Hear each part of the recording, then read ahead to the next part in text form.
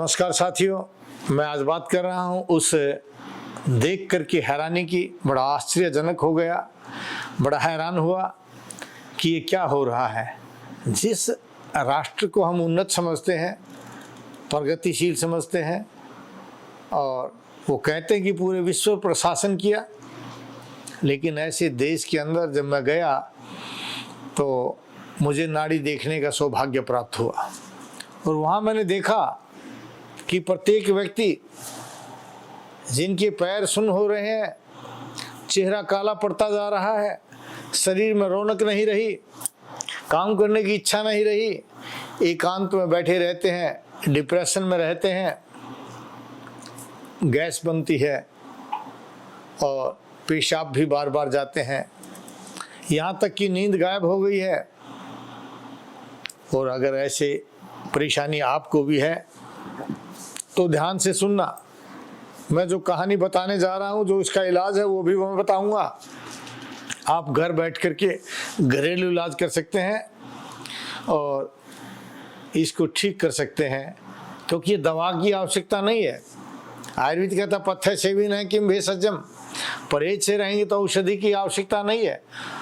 अपथ्य seven है किम भेषजम, और बद परहेजी करेंगे तो कोई औषधि काम नहीं करेगी। तो इसका मतलब बीमारी बड़ी नहीं है।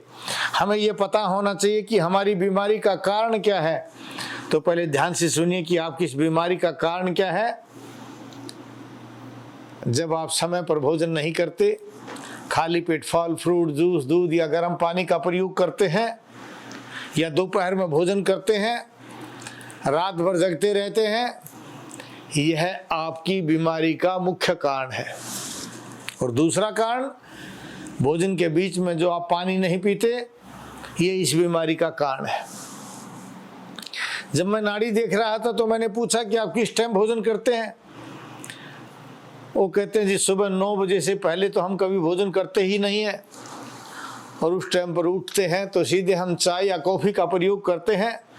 कुछ लोगों ने कहा कि हम तो जूस का प्रयोग करते हैं, और बहुत से लोगों ने तो ये सुन करके बड़ा आश्चर्य हुआ कि यहाँ के डॉक्टर कहते हैं कि घी नहीं खाना। फिर क्या खाएंगे?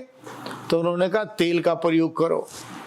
आप लोगों ने भारतीय संस्कृति के द्वारा, महर्षि चरक के द्वारा बताए गए इस घी को, आपके दादा परदादा पूर्वजों ने जो खाया उस घी को आपने बंद कर दिया। इन डॉक्टरों के कहने से आपको क्या प्राप्त हुआ?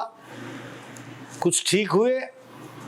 वो बोले नहीं जी, कोलेस्ट्रॉल भी उनको हो गया, शुगर भी उनको हो गया, मोटापा भी उनको हो रहा है, घबराहट उनको बन गई, बेचैनी उनको बन गई, बाल झड़ते जा रहे हैं, चेहरा काला पड़ता जा रहा है, चेहरा काला पड़ता जा रहा है। वजह क्या है, कारण क्या है? कभी आपने जाना इस बात का?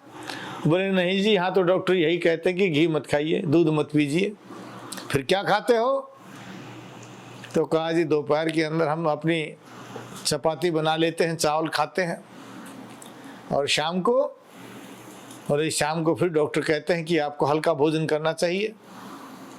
मैंने कहा ये बात तो ठीक कहा कि शाम को हल्का भोजन करना चाहिए, लेकिन हल्का भोजन कभी भी बगैर घी के नहीं हो सकता, क्योंकि रुक्ष अन्न जो है वायु को बढ़ाता है। आपने शाम को हल्का भोजन किया, वो वायु बढ़ा रहा है, उसमें घी नहीं डाला, वो भी वायु बढ़ा रहा है। तो जब वायु बढ़ती है तो जो अति है सर्वत्र वर्जनीय, यहाँ किसी चीज़ की जो बढ़ जाती है वो वायु के रोग को पैदा करती है, और बढ़ी हुई वायु ही दोषों का कारण है। बोले वैद्य जी आप ठीक कहते हो, हम तो सुबह सुबह लेते ही नहीं हैं और दोपहर में खाते हैं। मैंने कहा कि आप दोपहर का खाना बंद कर दीजिए, सुबह का भोजन भले ही चावल खाइए, अच्छा घी डाल करके खाइए, दाल के साथ चावल खाइए, सब्जी के साथ चावल खाइए, जो दिल करे खाइए, लेकिन आपको भोजन के बीच में जो है वो पानी पीना चाहिए। बोले वैद्य जी यहाँ तो मना करते हैं, वैद्य जी पानी नहीं पीना है। तो मैंने कहा कि पानी पीजिए, फिर देखिए। सच मानिए, जो लोग अपनी बीमारी से परेशान थे, पेट साफ नहीं हो रहा था, दूसरे दिन फोन करके कहते हैं वैद्य जी हमें तो बहुत अच्छा लग रहा है, अब शरीर में ताकत आ गई है, एनर्जी आ गई है, और अब तो बहुत अच्छा लग रहा है। तो मैंने कहा देखिए, जो अंग कमज़ोर हो गया है उसकी दवाई तो खा लीजिए, क्योंकि अगर परहेज करके आप ठीक होते हैं तो अच्छी बात है, लेकिन जो अंग कमज़ोर हुए उसको जल्दी से ठीक करने के लिए अगर आप दवा का प्रयोग करेंगे तो बहुत अच्छा रहेगा। तो उन्होंने कहा वैद्य जी कोई घरेलू इलाज बता दीजिए। मैंने कहा बिल्कुल घरेलू इलाज खाइए आप शाम के समय रोजाना सोते समय हलवे में थोड़ी सी हल्दी और अजवाइन डाल करके पतला हलवा बना करके खाइए। उन्होंने पूछा कि हलवे में क्या मीठा डालें या नहीं डालें। मैंने कहा ज़्यादा मीठा नहीं डालना और कम भी नहीं डालना, ठीक डालना जिससे आपका मन खुश हो जाए, और इतना पतला बनाना कि वो आपको चम्मच से नीचे गिर जाए, उसी के साथ आप चपाती खा लीजिए।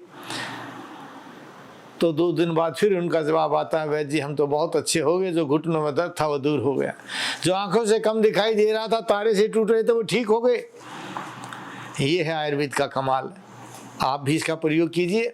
फिर भी आपको लगता है कि औषधि की आवश्यकता है तो पुनर्नवारिष्ट के साथ पुनर्नवादी मंडूर का प्रयोग कर लीजिए, और महाशंखवटी के साथ गोक्षुर आदि गूगल दिन में 3 बार प्रयोग कीजिए। पैरों की जलन दूर हो जाएगी, झंझनाहट दूर हो जाएगी, घबराहट दूर हो जाएगी, बेचैनी दूर हो जाएगी, खाने की इच्छा करते लेकिन ताकत नहीं आती, वो सब फिर आने लग जाएगी। यानी आप दोबारा से हष्ट पुष्ट हो जाएंगे। कैसे हो जाएंगे? समझ में आया आपको ये बात? क्योंकि खाया पिया जब हजम हो जाएगा तो आम रस नहीं बनेगा, और जब आम रस नहीं बनेगा तो नसों के अंदर जाकर के रुके नहींगा, नर्व वैरिकोज नहीं पैदा होगा, नर्व वैरिकोज पैदा नहीं बनेगा तो आपको काम करने में जोश आएगा, सांस नहीं फूलेगा, और आपको नींद भी अच्छी आएगी, लेकिन सारा दिन नहीं सोओगे। आपके शरीर में काम करने से जो पैरों में झंझनाहट या दर्द होता नसें, वो आपकी खुल जाएंगी, चेहरे पर ओझ आना शुरू हो जाएगा, जो काला चेहरा पड़ता जा रहा है ठीक हो जाएगा। इस तरह से आपको भी अगर ये समस्या है, किसी और को भी, आपके दोस्त को भी है, तो अवश्य इस वीडियो को शेयर करना, सब्सक्राइब करना और बेल आइकॉन भी दबाना। जय भारत, जय भारती और जय आयुर्वेद।